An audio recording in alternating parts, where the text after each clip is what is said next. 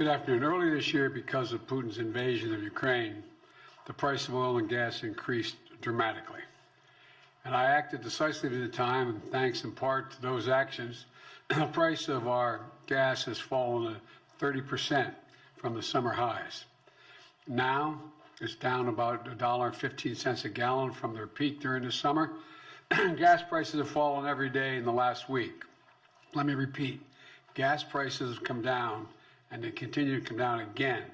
They're now down more than 27 cents a gallon in Wisconsin this past week, 27 cents in Oregon, 16 cents in Ohio, 25 cents in Nevada, 17 cents in Indiana in just the last 10 days.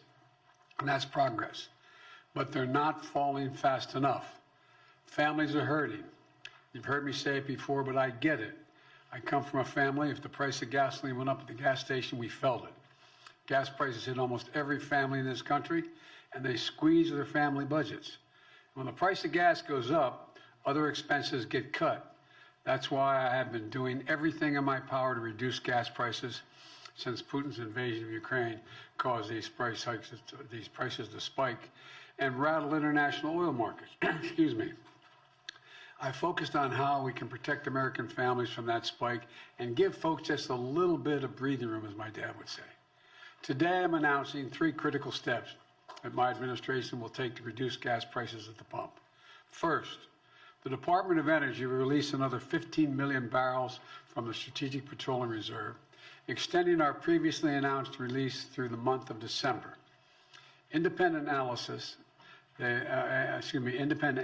have confirmed that drawdowns from the reserve so far have played a big role in bringing down oil prices, bringing them down.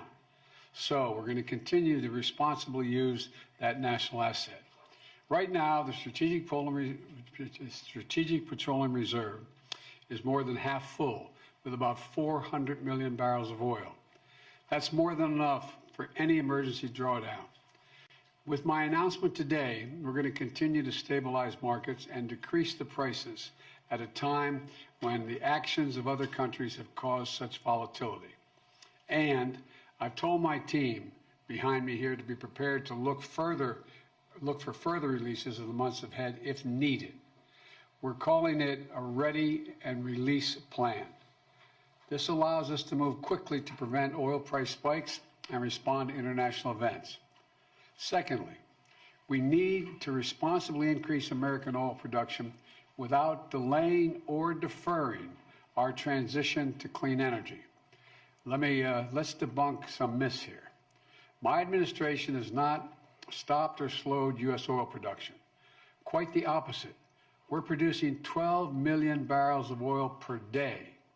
And by the end of this year, we will be producing 1 million barrels a day, more than the day in which I took office. In fact, we're on track for record oil production in 2023. And today, the United States is the largest producer of oil and petroleum products in the world. We export more than we import, and I've heard from oil companies that they're worried that investing in additional oil production today will in case demand goes down in the future, and they're not going to be able to sell their oil products at a competitive price later. Well, we have a solution for that. Today, I'm announcing a plan to refill the Strategic Petroleum Oil Reserve in the years ahead at a profit for taxpayers. The United States government is going to purchase oil to refill the Strategic Petroleum Reserve when prices fall to $70 a barrel. That means oil companies can invest to ramp up production now with confidence they'll be able to sell their oil to us at that price in the future, $70. Refining and refilling the reserve at $70 a barrel is a good price for companies, and it's a good price for the taxpayers, and it's critical to our national security.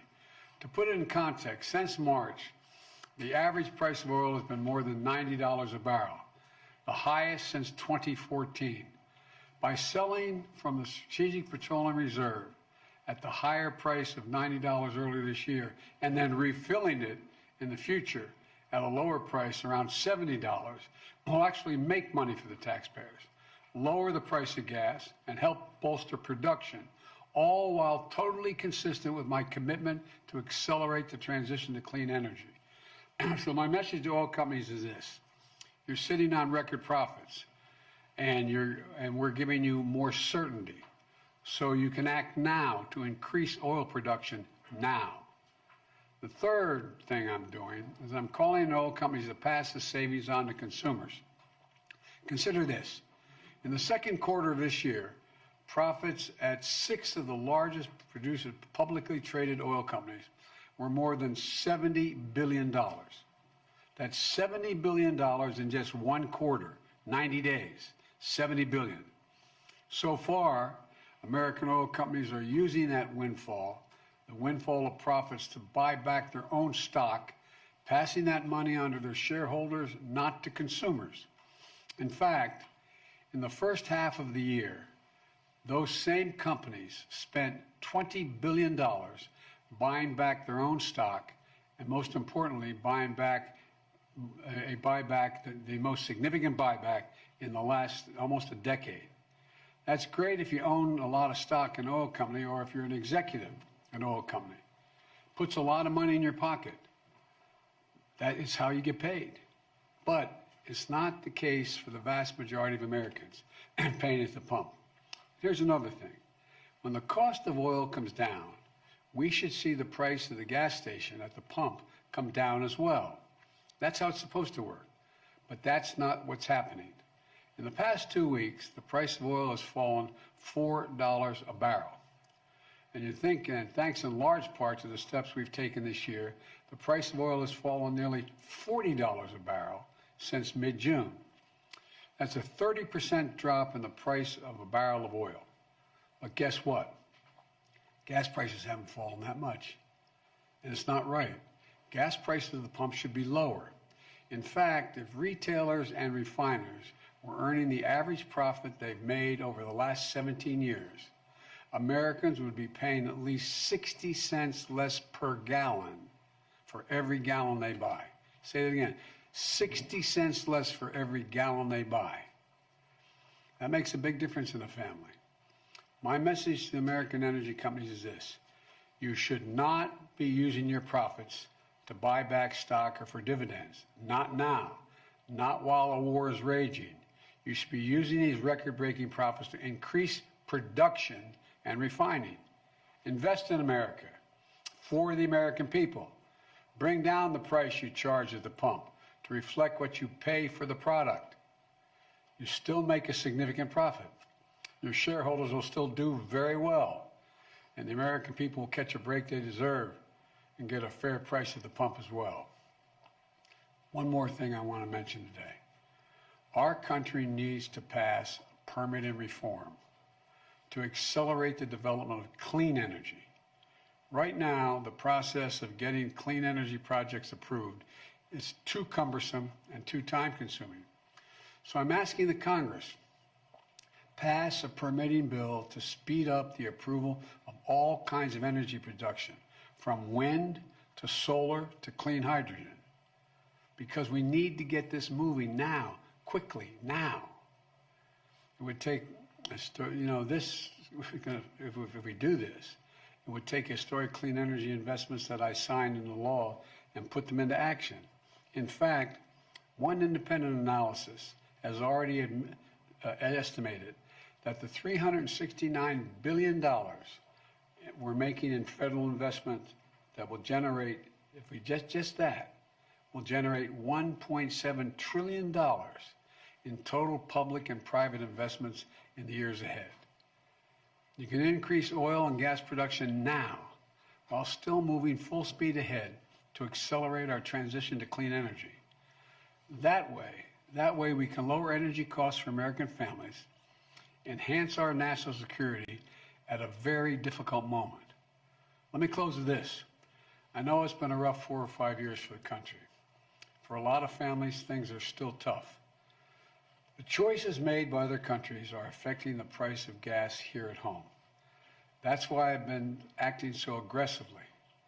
Without the steps we've taken over the past several months to ramp up production and lower prices and get relief to consumers, gas prices would be higher than they are today.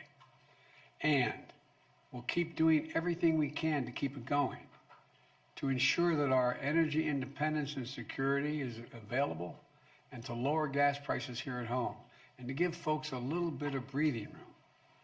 We just have to remember who we are. We're the United States of America, for God's sake. There's not a single thing we can't do when we put our minds to it. And we can strengthen our energy security now, and we can build a clean energy economy for the future at the same time.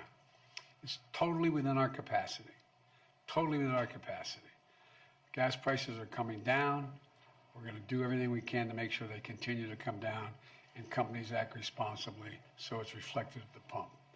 Thank you all, and may God bless you, and may God protect our troops. Thank you. Appreciate it. Mr. President, what is your response? I don't hear. Can you speak louder? What is your response to Republicans who say you are only doing this SPR release to help Democrats in the midterms? Where have they been the last 4 months? That's my response. Is it politically motivated, sir? This No, move it's not. 3 weeks before the midterms? Look, it makes sense. I've been doing this for how long now? It's not politically motivated at all. It's motivated to make sure that I continue to push on what I've been pushing on. And that is making sure there's enough oil that's being pumped by the companies so that we have the ability to be able to produce enough gas that we need here at home, oil we need here at home, and at the same time, keep moving in the direction of providing for alternative energy. That's what I've been doing. Now, the problem is these guys are asleep. I don't know where they've been. And they seem, the price at the pump should reflect what the price of a barrel of oil costs. And it's not going down consistently. Sir, do you understand that there's martial law in parts of Ukraine? What does that say to you, sir, about where his thinking is on the war in Ukraine right now? I think that Vladimir Putin finds himself in an incredibly difficult position. And what it reflects to me is it seems his only tool available to him is to brutalize individual citizens in Ukraine, Ukrainian citizens, to try to intimidate them into capitulating. They're not going to do that. Thank you. Sir, do you want to ban the export of U.S. petroleum products? Thank you, Mr. President.